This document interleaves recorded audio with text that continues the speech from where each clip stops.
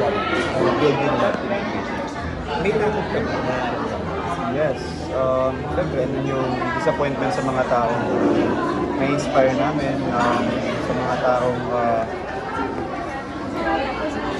yung writing ni Wise, yung parang solid pa yung kwento pa lang. Tapos, kami lang yung siya na, like, sa friends, kapag nagkakaroon ng conflict or sa magkapatid, pero so it's just natural lang. Hindi kami nag-away parang, it was very, very healthy communication. Usapan niyo na dapat ba mag-share ka?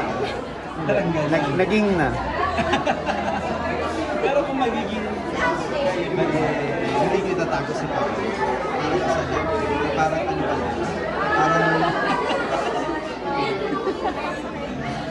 Hindi ko alam.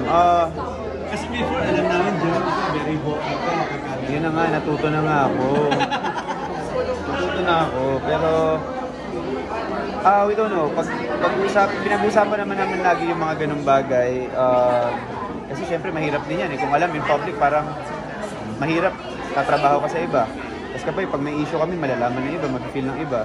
Pero kapag alam mo yun, wala silang idea or whatsoever, nire-respeto nila yung privacy. At least, kung ano man yung pinagdadaanan namin, sa amin lang muna, maaambo na lang ng kung ano man yung nagagawa namin. Pag nag-game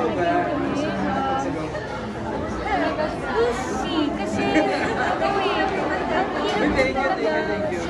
especially like, yung mga vocal na love teams na from real to real relationships, sometimes it so parang if ever man na gusto namin magkatuluyan, like we want our relationship to last, parang mas pipiliin po namin na yung privacy namin.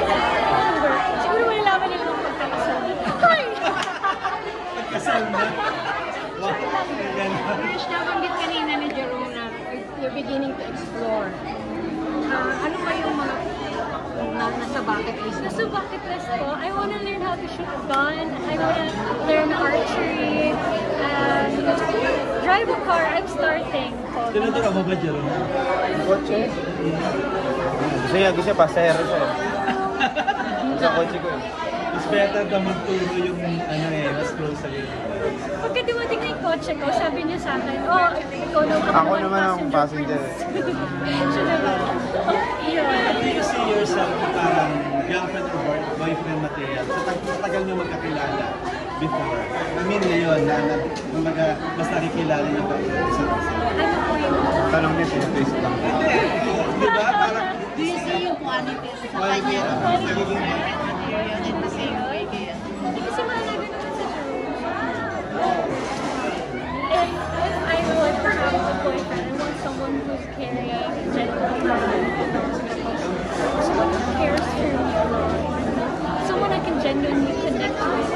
So, I think may qualities naman siya na gano'n, but we still need time para malaman namin if we're really a match. Kasi ang hirap nung parang nadadala kami ng mga characters namin, you know, so we want something that is real, something, you know, di lang naman siguro ko yun, syempre siya din. Like, sabi ko nga sa last na press ko, hindi na kasi bumabata. So, para sa akin, ang relationship ay hindi na gano'n. So, parang, if I would get into a relationship, I want something long-lasting. You know, parang, Hindi ka rin naman naglalaro, di ba? Hindi ka rin naman naglalaro, di ba? gusto mo ng serious ba Jerome? Ako pa nga nilaro, di ba? Ikaw Jerome, is she a girlfriend material? Oh yes. Actually, hindi girlfriend. Wife material. Wow! Bakit? Emotionally, siya, intelligent. Nag-care siya about everything. What more kapag sa tao na partner. You know, parang makikita mo sa kanya na wala siyang ibang iisipin kung hindi mo pabuti lang yung araw mo. Yun yung importante. Kahit gano'n, kumbaga, kahit sabi nga nila for better, for worse, di ba? Can that be a sport? Kaya pala parang kasal na kamo. Parang doon nakapunta. natin na lang siya. Anong comment mo dyan? Wife material daw, hindi girlfriend. So, May 10, sem break. Malapit na po. Exclusively on Day 1. Comment mo na ni Chris na. comment ko about that sa Pagiging wife material. I appreciate that he sees us that way. Kasi nakaka-flatter pala. Lumalabas naman kayo ngayon as kayong dalawa lang, hindi kasama yung Univercada. Kasi hindi nyo na lang kita, hindi na kami nagpo-post. Dating. Ano naman? Naloloka siya sa kaanesan mo. Busy mo kami sa work. Sobrang close, no? May times ba na hindi kayo okay pero kailangan nyo magpakilig? Sorry po? May mga times na hindi kayo okay sa set pero kailangan nyo magpa-sweet, ganyan, magpakilig sa eksena. Paano nyo yun? Kasi, O inaayos mo na? Ay, may ganun-ganun na. Inayos naman. Kailangan pag-usapan. yeah. Kasi, mararamdaman namin yung kapag halimbawa, syempre, meron din kami mga sariling pinagdadaanan. May mga na kanya-kanya kaming napagdadaanan. So, parang minsan na-affect yung energy namin, gano'n. So, pag na-feel ko to kapag na-down yung energy niya, ako yung parang cheer up sa kanya, pag siya down, ako down energy ko, siya naman yung lumalapit sa akin. So, give and take naman. Okay, please invite them sa akin to watch. Hi guys, Sem Break. Rated na sa Bicol.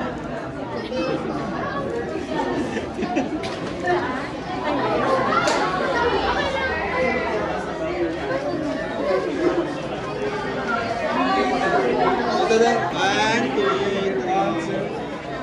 3. Dito rin. Possessions, mga exorcisms, pwede ka naman sabihin lang direct, sorry. Yan. Okay, masarap pa. Thank you. Jerome, ikaw. Experience-wise, so far sa nakita kasi nilang lahat sa teaser, right? Correct? Teaser is a road trip. Talagang road trip siya magkakasama mga barkada.